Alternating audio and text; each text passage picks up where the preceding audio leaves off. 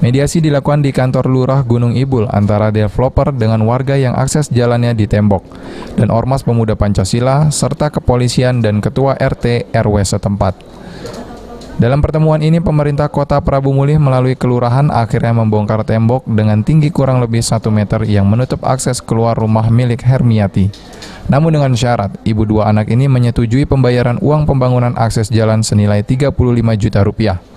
Usai dilakukan pembongkaran, Hermiati selaku pemilik rumah mengungkapkan rasa syukur dan berterima kasih kepada pihak yang telah membantu menyelesaikan konflik yang sudah terjadi selama 8 bulan. Bismillahirrahmanirrahim. Allahu Akbar. Pancasila. Lagi.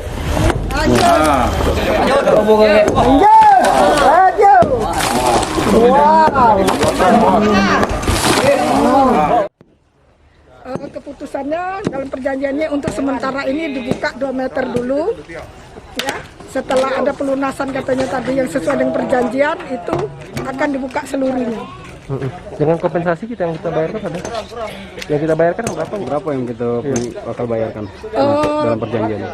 Perjanjian tadi akan dibayarkan sebesar 35 juta. Lurah Gunung Ibul mengatakan bahwa permasalahan pembangunan tembok ini sudah dibawa pihak perumahan ke ranah hukum dan masuk ke tahap pemeriksaan.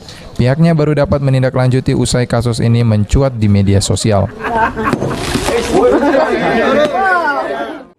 Ditutup permanen ini jalan 4 bulan, akhir Maret. Ditutup permanen akhir Maret. Sebelumnya ditutup pakai kawat. Itu kami cek berkas tadi, cek fakta. Dan selama 4 bulan ini itu ada laporan ke polisi dan rencana mau dimediasi. Makanya kita lapor ke Pak Kapolsek juga tadi. Ternyata masih dalam tahap pemeriksaan polisi dan kasusnya sudah mencuat dan sudah viral. Makanya kita ambil tindakan hari ini. Ormas Pemuda Pancasila Kota Prabu Mulih yang turut membantu uang sebesar 10 juta rupiah untuk pembangunan jalan mengajak kepada seluruh pengusaha perumahan agar memperhatikan lingkungan sekitar dan tidak hanya mementingkan kepentingan pribadi.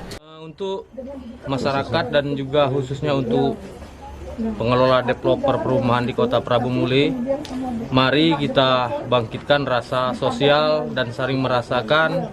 Jangan pernah berpikir tentang untuk kepentingan pribadi yang tanpa mempertimbangkan atau melihat apa sih bentuk permasalahannya ketika usaha ini dibangun di sekitar pemukiman warga. Beni Firdaus, PAL TV.